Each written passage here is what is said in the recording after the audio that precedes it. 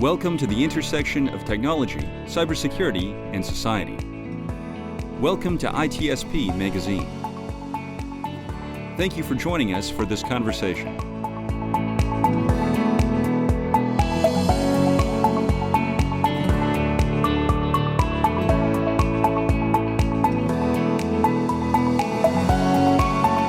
And here we are. We are having story time. It's story time here on ITSP Magazine, and it's their story with our good friends at HITRUST. And a lot of folks might ask the question, who is HITRUST? And if they figure that out, they might then ask the question, well, why? why HITRUST? And that's the question we're going to answer today in this story. There's a lot to keeping a security posture in check and meeting requirements around internal policies and regulatory policies and mapping to standards. And there's a lot that goes on to keeping businesses running safely and secure. And HITRUST has a huge hand in helping companies and their teams make that possible. And I don't know enough about it. The guys on the show know all about this, and we're going to hear from them. I'm first going to introduce Michael Parisi. He's the VP of Adoption at HITRUST. Michael, it's always good to have you on. Maybe a few words about what you do, and then pass the ball to Mike and John. Yeah, sure. Thanks, Sean. No, appreciate being here today for today's story. So, as you mentioned, Vice President of Adoption here at HITRUST. You know what HITRUST is we are a standards organization that's focused on enterprise risk management. And we look to arm the community with a number of different solutions and tools and programs to help them manage risk more efficiently and more effectively, whether that's internally within their own organizations or externally with their stakeholders. I'm joined by two esteemed colleagues of mine and longtime friends. So I'm going to have them introduce themselves. Mike, I'll hand it to you first. Great. Thanks, Michael, and thanks, Sean. Glad to be here today. My name is Michael Tiemeyer. Mike Tiemeyer, I go by. I'm with Teladoc Health. I'm the Vice President of Risk and Compliance. We're a New York-based company, but we're really a global company, and we have people all over, I think on 6 continents right now.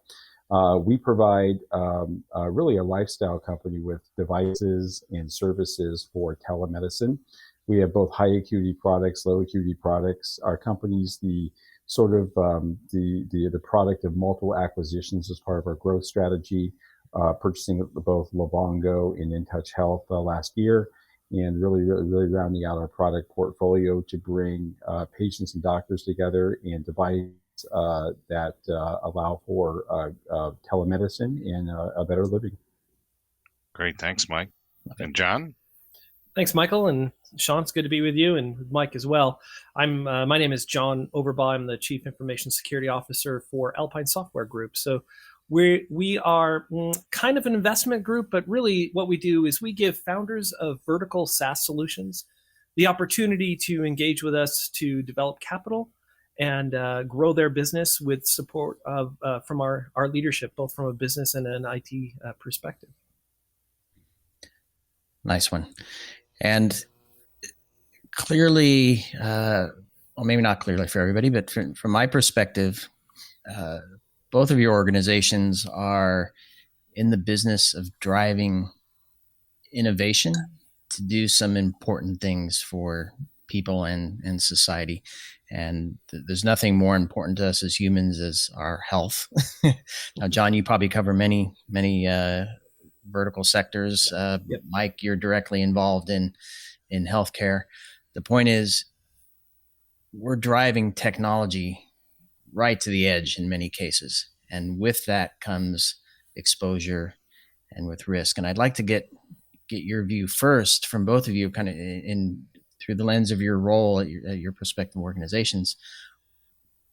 How do you enable business growth and innovation and digital transformation while also embracing the realities that that you have exposure and you have risk that you need to manage. So how do you balance that? And Mike, I'll go to you first. Yeah, the balance is really important. It is, as I mentioned earlier, we're many companies coming together as one. So that maturity journey is very, very, very, very important to us.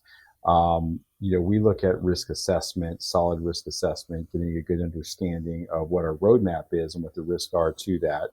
So building out that risk and control framework is important. But what we did is we found HITRUST was a very, very good framework. I mean, a company could bring in a Deloitte or any of the one of the big firms to source a solution for them. We found that the HITRUST framework, because it allowed us to really build that, do it ourselves, and then have continuous monitoring of that to ensure that we're living up to those standards on a regular basis. And so, having that vision, managing the risk, mapping our risk framework to the HITRUST requirements, we found was very, very effective to us. We're currently right now in the middle, right smack in the middle of our merging all of our companies under one HITRUST 9.4, and it is really acting as a galvanizing force to help mitigate those risks and mature our company overall. So it's working quite well.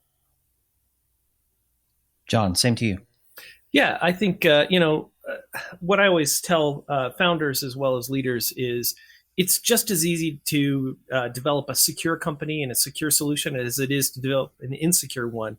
You just need some tools, some process, and some skills. And I look to HITRUST to help us with both those, the process and the skill set that we need, and some guidance around the tools as well. What I like about it is it's a consistent framework that can be leveraged across multiple organizations.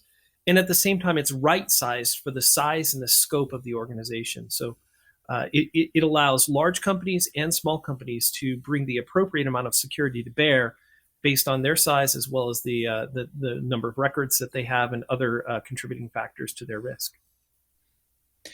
And Michael, you see a wide swath of all things in business and in security and risk management. I mean, every organization is innovating, whether it's a coffee shop trying to deliver the best experience to their coffee lovers, or if it's a multinational healthcare provider, insurer, payer conglomerate, right? That has a lot going on there. How do you see organizations leveraging HITRUST to actually enable innovation and enable growth versus the traditional model of risk management, which is don't do that. That's going to burn you. Yeah. So I think a lot of organizations are using it as a differentiator, right, within the marketplace. Now, there are certainly some stakeholders that are asking and requiring assurances, right? And when you think about this concept of being able to be transparent from an organizational perspective, that's important to organizations that adopt and go down the HITRUST path, such as Mike with Teladoc and John with Alpine. It's important to be transparent relative to your program maturity and posture. You don't want to try and hide anything, right? You want to be proud of what you're doing relative to that innovation and embedding it within the foundation of what you're offering in terms of services and products for sure. But more importantly, when we think about some of the industries that we're operating within, especially healthcare, I mean, the greatest risk is the risk of human life being lost, right? So making sure that the solutions that organizations like Teladoc, Alpine, their portfolio companies are providing, you can't get more important than that, right? So they're leveraging HITRUST as a differentiator, not only relative to winning additional business partners, but relative to how they view the importance of protecting sensitive information and how that helps to address and minimize a series of risks, right, that those solutions could introduce into the marketplace. If I can kind of jump on that, I've been engaged with HITRUST since about 2012, and through a number of organizations. And in each instance, as organizations have achieved HITRUST certification, that becomes almost almost a selling point, right? It's an endorsement from a recognized third-party organization that really contributes to the reputation and the brand of the company that achieves that certification.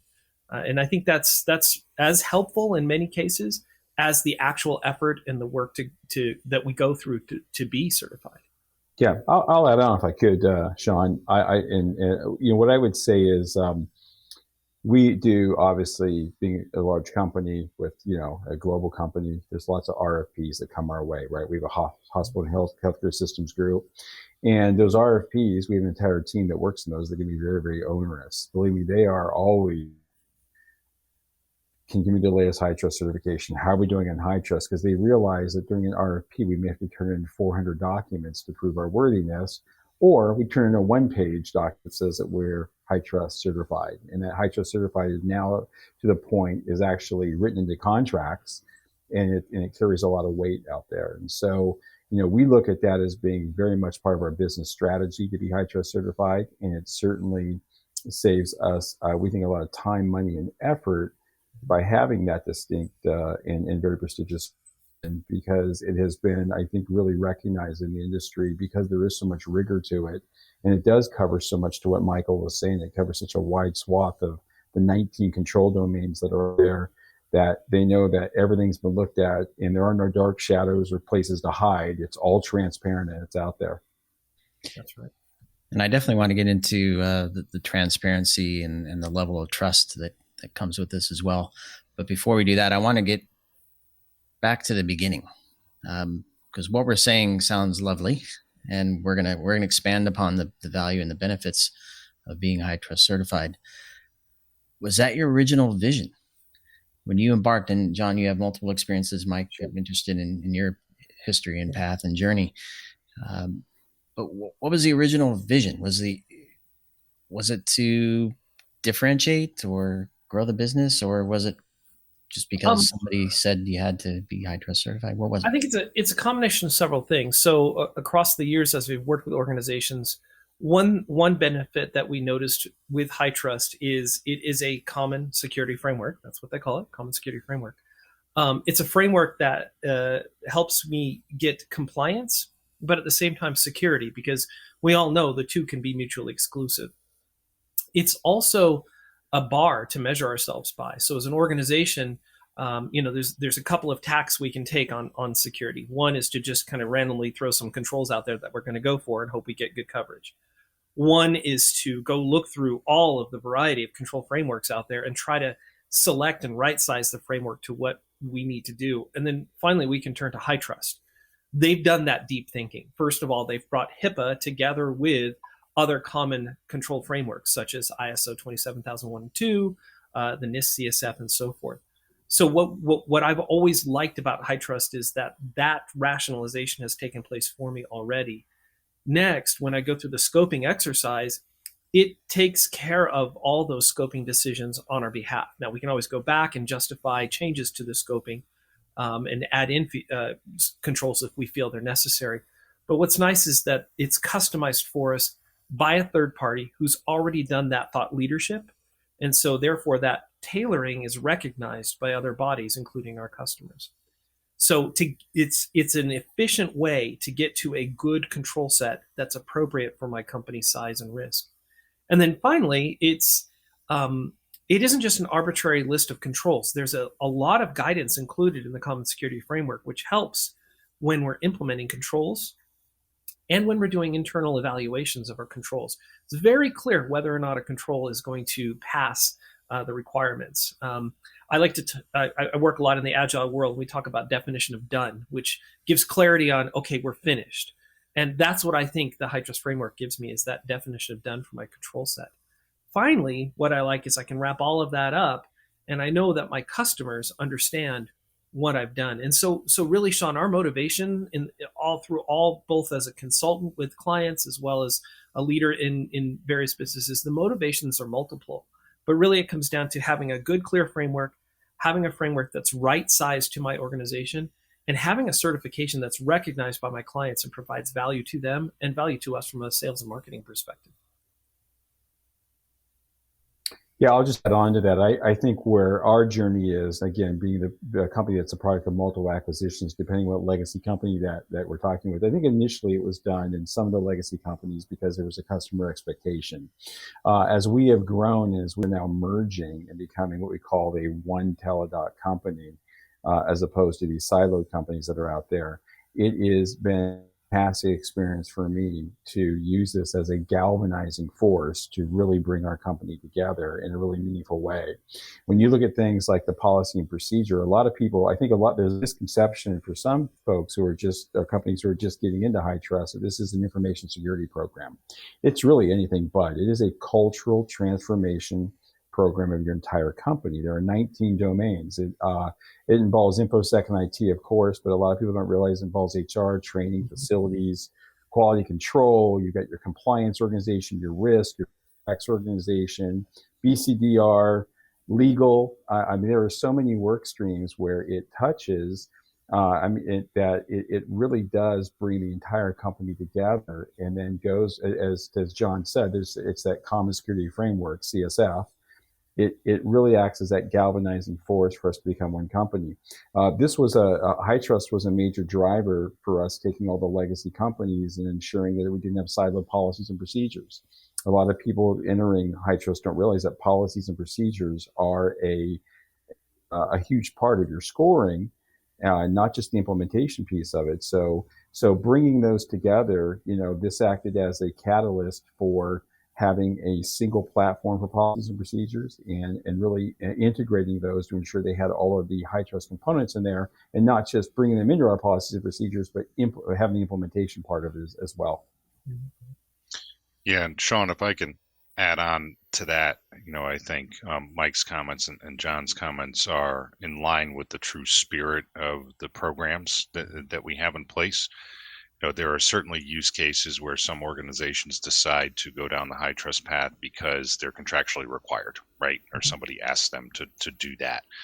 However, I think organizations that do that are missing out on the intrinsic value of the adoption cycle from a program perspective. And that includes things that Mike and John were talking about, right? I think it instills a sense of ownership across the organization relative to information security, of course, data, but also how seriously the organization takes collaboration on initiatives. Yep. Right. So if we bring it back to the people, right, it really helps to instill that. It's a catalyst. I think to some of Mike's comments, there's no avoiding it. Right. Mm-hmm. When we think about all these compliance and security activities, as John mentioned, that he's seen for so many years, many organizations try and silo those and say, oh, well, that's the privacy office's responsibility, or that's the information security responsibility, or maybe it's legal or procurement. But the way that we've structured the programs say that's not reality. Right. If you're not working together as a group across all of those silos, breaking down those walls, then do you really have a true sense of ownership from an organizational perspective? Which is ultimately what's going to help the ecosystem, right? So that's the true spirit of the programs. Also, I would tell you, remember, before me coming here, I've been here about 4.5 years, 22 years in professional services, right? All big four. What I've seen is that organizations fail to recognize the ability to rationalize how much they're doing as it relates to security and privacy, right? Okay. Yeah. When you look at all these standalone audit efforts that are out there, and we have so much audit fatigue, it's so expensive, and not only in terms of dollars, but in terms of time, that it's taking away from our strongest, most important people within our organizations. Right? They have to take their eye off the ball in delivering value and delivering, to bring it back to the beginning, as you said, the innovative services, right, that we're trying to bring to market. So how do you use something like HITRUST to minimize the impact that that's having on your stakeholders holistically across the organization? That's really the value, right? Let's rationalize where we're spending our time. At the same time, being responsive at the highest level from a transparency perspective to our stakeholders. Yeah, I'll just add on to that if I could, Sean, is that It's interesting to see where high trust is falling in organizations. Like I said, something that would plop on the CIO or the CISO's desk. I sit in legal and I run risk and compliance, and so you're finding that because it really broadens such a wide area that it covers. And I always say to people, you don't become high trust you don't become high trust certified. You really become a high trust company, and that's really the way I think people have to look at it. And you know, overall, we also find that we are, as a company, are pursuing FedRAMP. FedRAMP is a big deal. And obviously we're ISO 27001. Obviously doing this work because there's so much similarity, and if you did a Venn diagram, they'd overlap very nicely. We find that high trust is the leader, and acts as the catalyst for us to ready ourselves for those other audits and certifications as well, and we repurpose those throughout the cycle. Yeah. And I want to take this opportunity because and as we were preparing for this, John, we touched on this idea of that there are things that organizations, let's bring it back to the innovation. Mm-hmm. There are things businesses do. They, regardless of what it is, they're building something, either a product or a service. Mm-hmm. And you just talked about being agile and knowing when you're done. Mm-hmm. Companies rally multiple teams to build those things, and those things have support from other parts of the organization. If you're going to sell something, you have to have a contract, so you need legal, right? If you're going to support it, you have to have systems and tools to enable customer service. Yeah, the whole infrastructure within the business to support whatever it is you're building. You don't leave parts out, right? Mm-hmm. And you don't just ship stuff without quality. And when you're all engaged, working toward a common goal, people feel excited when you reach that end, when you're done, as you said, John. So talk to me a little bit about how you relate a high trust program in the context of something organizations might recognize more freely in terms of like a product delivery. I think it's very similar. I mean, I've been building software since 1995, right? And there are big pushes when you build a software application, right? There are times where it's a lot of work, and no one's going to hide the fact on this call that the bar that's set with high trust is appropriately high, and it does take, as Mike has mentioned, it takes cross-organizational support and effort to get it done. But that payoff is fantastic, right? So when that letter of certification shows up, and as the high trust point of contact, CISO or privacy officer or risk officer, whoever it is, when you get to forward that off to the leadership team in your organization and say, we did it, we've hit that bar, we've earned our certification, that's a great feeling, and see that go across the whole company. Everything worth anything requires a significant amount of effort, I would say. But it's worth it in the end. Yeah, I'll just add on to that, getting that certification, because it does take a lot of work. It is not for the faint of heart. There's a lot of work to do. I mean, we have 500 requirements, 72 controlled in areas, and 19 don't. It's a lot of work to ensure that we have, that we're operating a high degree of efficiency there. But with that, because of that, once that's accomplished, and you do, to John's point, you because everybody in the company, you let them know that there is a major sense of accomplishment, and a lot of high fives, virtual and in person. Not in the last 2 years of COVID, but virtual high fives were going on. So which is great. And I want to use this opportunity, Michael, to talk about, I think John used the word right-sized, because there is a level of effort, and depending on the size of your organization and the exposure you have, the risk you have in terms of how many records you hold that you want to protect, or systems that are critical that need securing, whatever is the right scope should be the scope, and the quality around that scope shouldn't change, but the scope changes, right? And so I'm wondering, I know at High Trust, you've put a scalable, I'm probably not going to describe it properly, but a scalable program in place such that organizations along their journey can grow and reach higher levels of certification, mapped better to their their risk level, their risk tolerance, and requirements from a security posture perspective. So Yeah. I'm probably botching that completely. So that's why I'm going to hand the ball to you now to kind of describe what you offer to help find that right sized model. No, you didn't botch it totally. That's pretty good. I mean, so it goes back to the journey, right? The concept of the journey. So the journey of transforming an organization, the journey of maturing programs over time, right? When you think about some of the organizations like John is working with, you know, a lot of them are startups, right? And they have a great idea with an innovative solution, and oftentimes having a good security and privacy program is not the first thing on their list, and for a number of different reasons, right? They're focused on getting their solution built and out to the marketplace. So what we've really done with our assurance portfolio, or our assurance continuum, right, as you're speaking about it, Sean, is to design really some new mechanisms to allow organizations to have an assurance platform which would result in a report that aligns to the level of risk that they introduce to their stakeholders. Traditionally, we've been what I would say is a one-trick pony, right? We've got the highest bar in the marketplace, I could have alluded, which result in a significant emotional event to go through that, right? But the market's been asking us for quite some time to say, look, not all organizations are created equal. Not all offerings are created equal.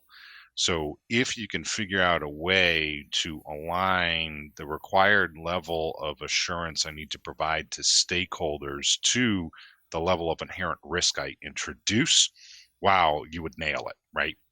So one of the things that we worked on over the last several months with feedback from our stakeholders and our partners like John, like Mike, is to say, if you could right size those assurance mechanisms driven off of risk, then you would have so much more adoption and better use cases from an organizational perspective. So, for example, for those listeners that may not have seen some of our most recent releases around the expansion of our assurance portfolio, you know, we've introduced a new certification that we refer to as the I1. Right, that's a lighter lift in terms of the level of effort than our traditional certification that is now named the R2, but it has its place right within the ecosystem because it still provides high levels of assurance, but maybe the scope, to your point, has been scaled down to what's most relevant for those organizations. And the same thing with our basic assessment. The other thing that we've done when you speak to right sizing it, you know, there's not only right sizing it relative to the risk, there's right sizing it relative to what you need to provide insight over. For example, maybe the most important relevant thing if we're looking at a relationship with an organization as a relying party is to understand the cyber threats and risks first and foremost. You know, all these things around having good security and privacy programs, and do you have appropriate policies and procedures, and are you measuring and managing your program? That's all important. And those are all things that we want to know. But if you don't have MFA in place, or if you don't have controls in place to address ransomware and phishing, dead on arrival, right? As far as I'm concerned, in terms of working with that organization. So to get insight into not only how an organization has built their program, but probably first and foremost, how they're addressing relevant cyber threats is really important, especially in today's day and age. And so again, if you look at some of the assurance mechanisms that we've designed, which, you know, John, maybe I'll ask you to comment on this because I know we've spent a lot of time looking into the structure and the design of the I1. That's what we've tried to do with the expansion of our portfolio. And I was going to say, I want to steal the ball from you on that. Yeah. So I'm really passionate about this because, you know, look, healthcare is both at a kind of at a crossroads, right? One, there's a state of disaster in healthcare, right? Just the cost of healthcare is spiraling, and the way, especially Americans care for themselves, is in a sorry state. At the same time, we stand on the edge of this amazing technology and all of this opportunity. There is no way that we're going to solve these problems without those opportunities and those technologies. But as Michael mentioned, one of the challenges is a lot of the smaller startup companies where most of the innovation is taking place, they will struggle to get into a full HITRUST assessment and a full certification because maybe they haven't even been in business long enough. Their primary goal getting out of the gate was to prove their technology worked, not just in a lab environment, but with a customer and so forth. This is what I like about the I-1, because the I-1 allows companies to focus on security, kind of where the rubber hits the road, right? So less of an emphasis on process and procedure and documentation, much more of an emphasis on actual implementation, and not just tailored to the scope of the company, but also tailored to the current threat landscape. So as Michael mentioned, there'd be some conversations in that certification around, your ransomware protection and so forth. So this is what I love about it, because it's that enabler. As large organizations look to the smaller companies for that innovation, there is a fear, right? I can't bring this innovation in-house, or I can't trust them with my data if they don't hit this security bar, and they don't necessarily hit the HITRUST security bar yet. But yet with the I-1, that's a right-sized opportunity, and that allows me as a stakeholder, when I'm looking to partner with someone, that allows me to understand, hey, these guys are at a pretty good point. And a third party has done that validation for me instead of, just an attestation or a questionnaire. So that's why I'm quite excited about the I-1 and the effort and impact it'll have on the innovative companies that need that opportunity to have a kind of a step up first. Yeah, John, I think I actually was quite struck by your comment when we last spoke. You referred to it as an on-ramp. Yeah. To HITRUST, which I thought was really, really appropriate way to do. Yeah, that's a good point. Yeah. As a larger company, we look at the R2, right? So it's not we want to go for the R2. Yep. It's right for us in our maturity level, and also because of our size, we don't want to be in this less a continuous cycle of getting that certification. But I think you're right to having companies who are doing great innovation and they need that. It is a great on-ramp to your point. Yep. And to Michael's point, to Michael's point earlier about the value beyond just getting the certification, there is a process. And I want to talk to you, both of you, and John and Mike, about what it feels like to go through the process of on-ramping, onboarding, and achieving that success.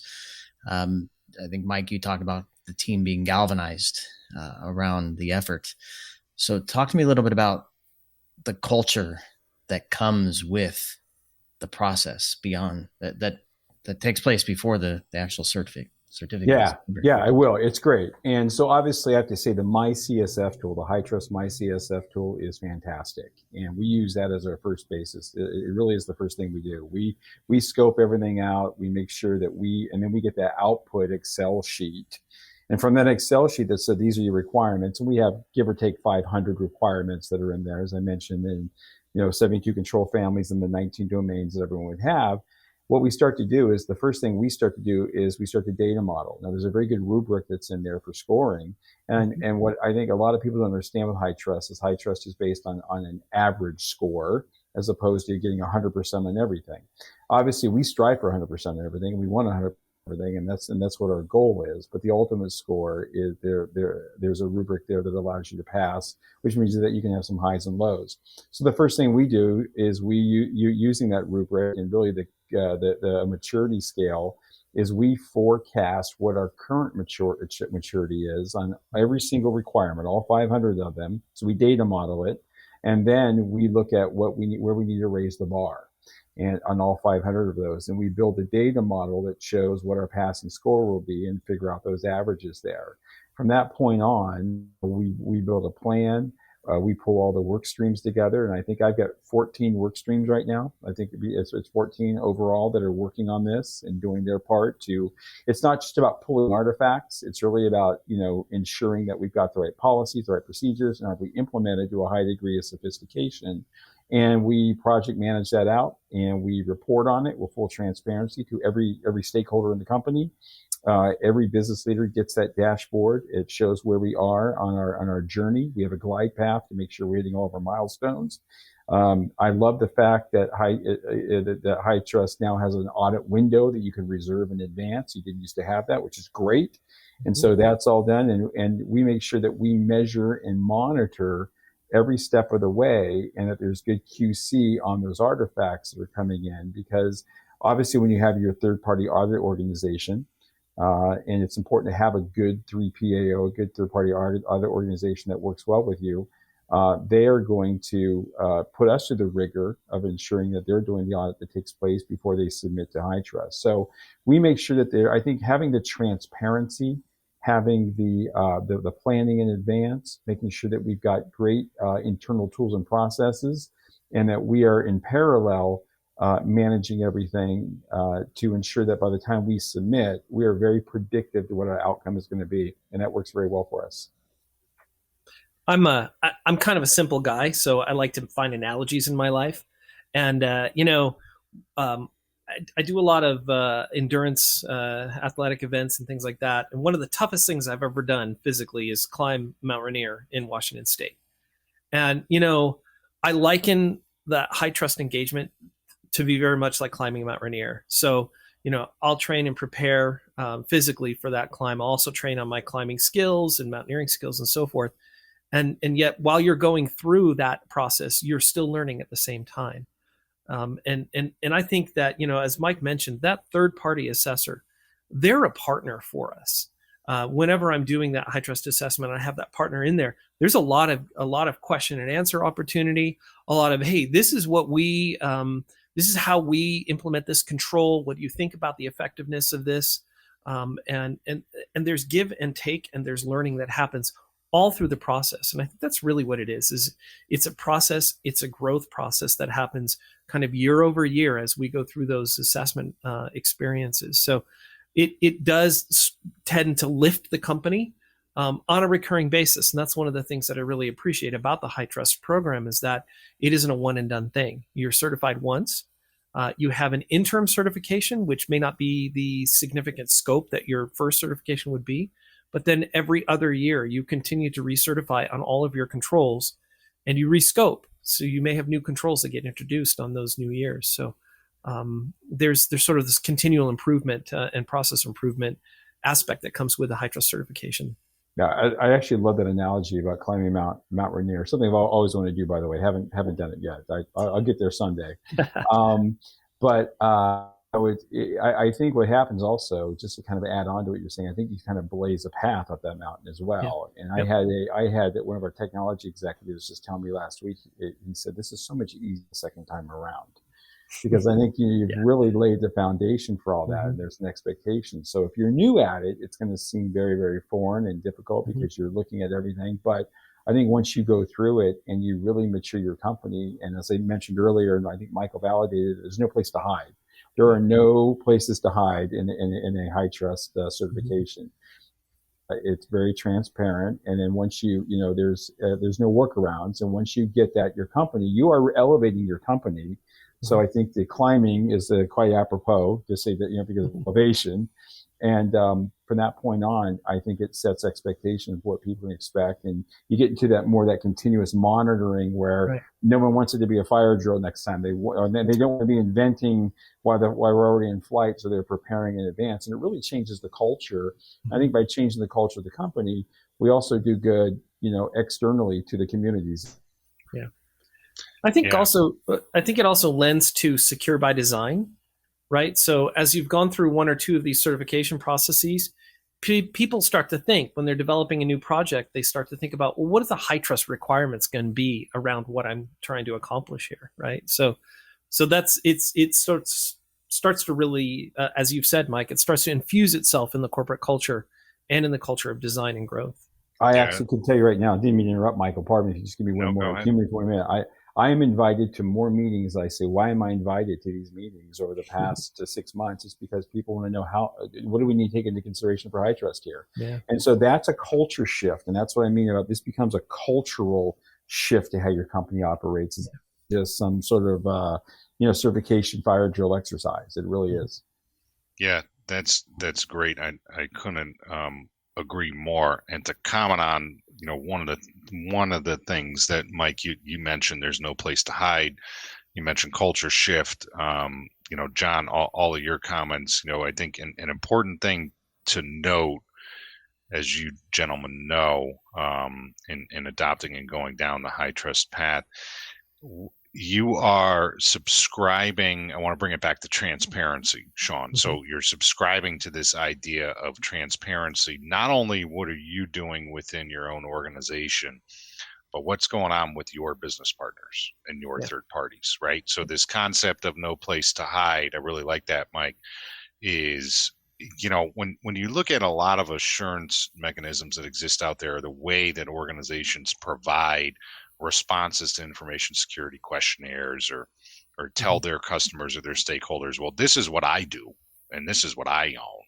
But here's all this other stuff that impacts what I'm providing you that some other service provider or vendor has their hands in on. By going down the HITRUST path, you're changing, to Mike's point, the culture to say, we own the risk.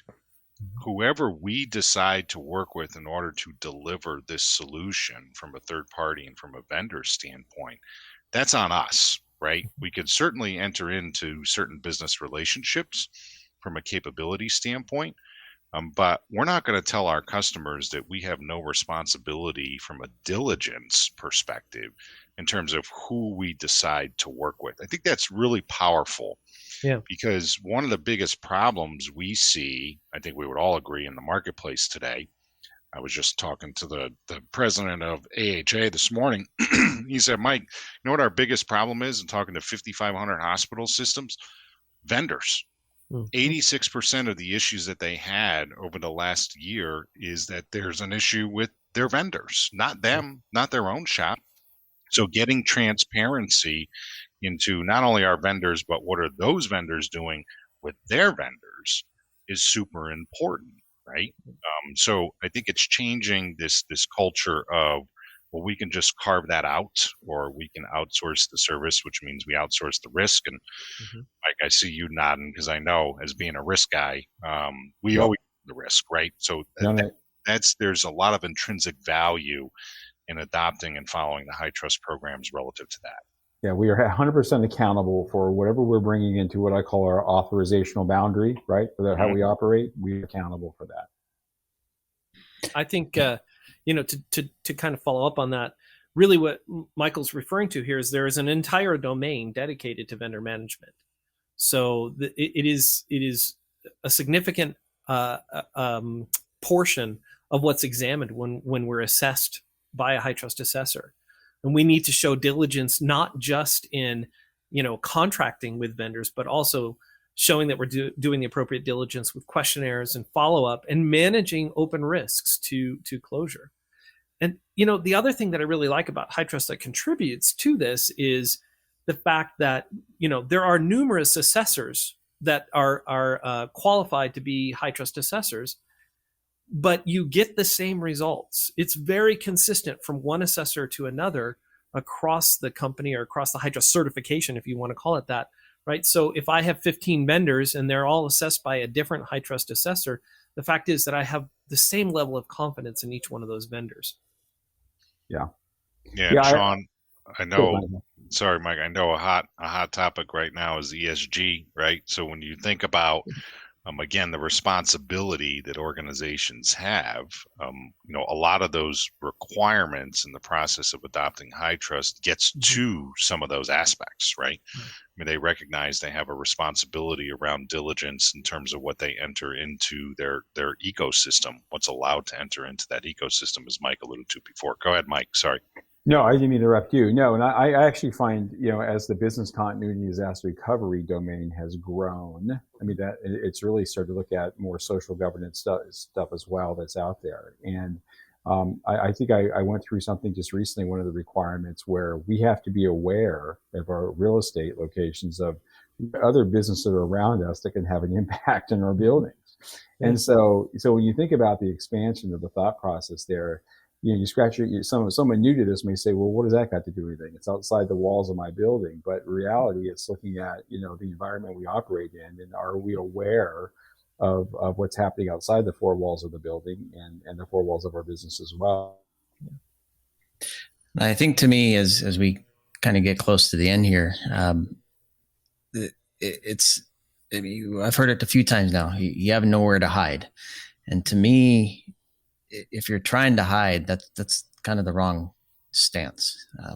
I'd rather, and I think Mike probably speak to this from the ecosystem perspective, but I'd rather us demonstrate that we do care and that we are taking action, and we're owning and taking responsibility for the risk that we have and the exposure that we have as a collective ecosystem, right? Not just one entity in the chink of armor. So how do you see, kind of like the closing question here, how do you see your path moving forward with HITRUST, where perhaps you're able to achieve even bigger and better things now because you're not overburdened with third-party questionnaires, you're not overburdened with wrong-sized assessments, you're not over-stressed about audits that you're going to fail because you haven't taken the time. Mike, I know we had another company who had an audit come in and they said, well, we don't know how to get that scope, or we don't know how to get that information the way the auditor wants. And they then turned to the MyCSF and they were able to draw that line around that scope exactly how that auditor wanted. It turned from a dread moment to a thank goodness we'd done the work and we just needed to draw the line around the scope for this so we can move on and actually get back to doing business. So the question to Mike and John, then maybe the final word from you, Michael, at the end, what's the future hold for you, for your business, where HITRUST can help you actually achieve even bigger and better things for your business, your customers, and potentially even society? Yeah. I'll go and go first, if that's okay. It's important to us, and I think it goes back to what we said earlier. Why, one of your first questions, why HITRUST? Because you have to, or because you want to. And we are in that place at Teladoc as we want to. And obviously there's a value to that, to our customers and to our products or our services, but most importantly to our maturity. So having a solid maturity, I call it a maturity framework, right? It's a risk and control framework. It's a maturity framework, but it covers a lot of different types of framework. You know, being able to measure and elevate our scoring and become better and better and predictive, to recycle those results in a continuous monitoring program. So building out a Kanban where it's even though we're in a 2-year cycle, we don't feel like we're starting from ground zero every 2 years, right? It is very, very systematic. As we become a FedRAMP company, which we're heading down that path, and as we look at ISO 27001 and other certifications that have a Venn overlay to that, it's capitalizing on that, but using really the HITRUST certification as the base, and then managing and monitoring that, throughout that cycle to ensure that we can grow as a company, benchmark ourselves as a company, build continuous monitoring, and be very predictive in our outcomes and elevate our company to be a better, more mature company. Here. I'll answer more from the consultant and leader perspective in me than just John as a CISO, right? I mean, I think all companies, as they move through the HITRUST process, I think they have that opportunity to look forward to a future where things are predictable, where things are transparent. I know that the HITRUST organization is working very hard behind the scenes to push the recognition of the HITRUST brand and the certification so that that third-party work is more easily performed.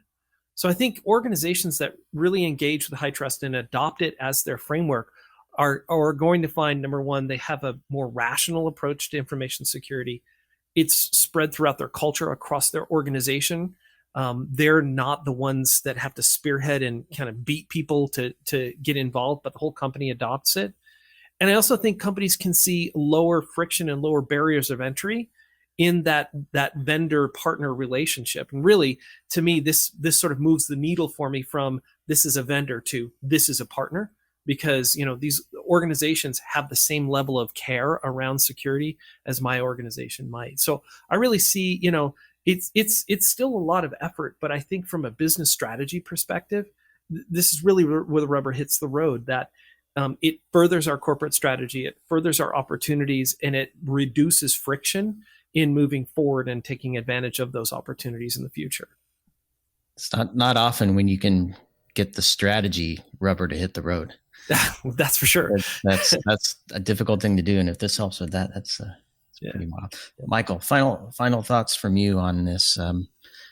Maybe an industry-wide perspective on some trends you're seeing and across organizations taking this journey and experiencing the value of HITRUST. Yeah, it's all about how you think, right?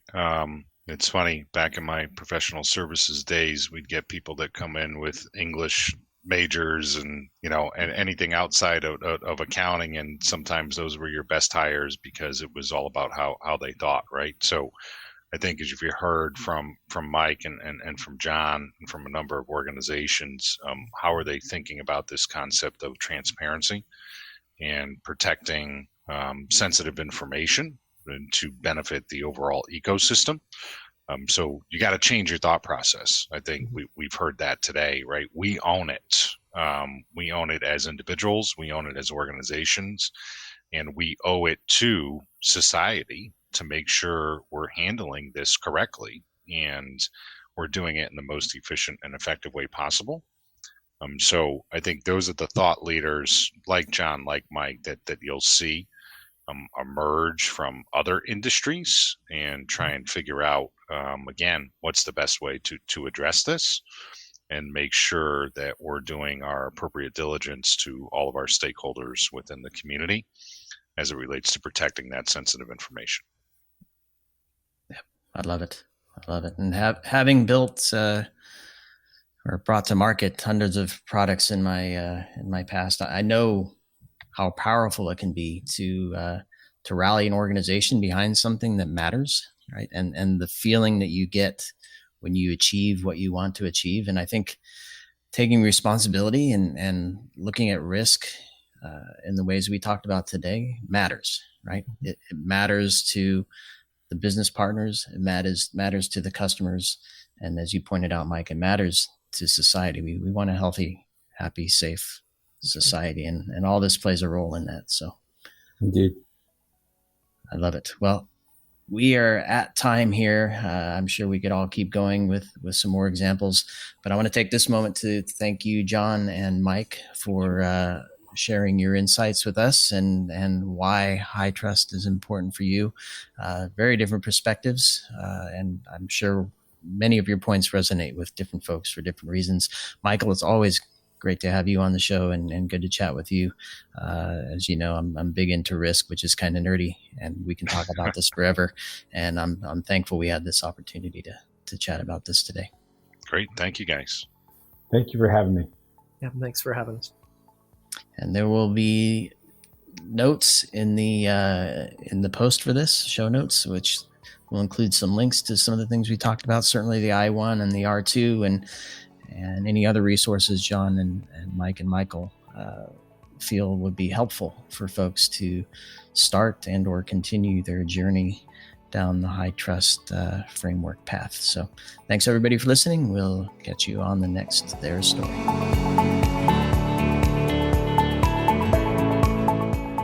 If you enjoyed this podcast, share ITSP Magazine with your friends, family, and colleagues. Thank you for listening.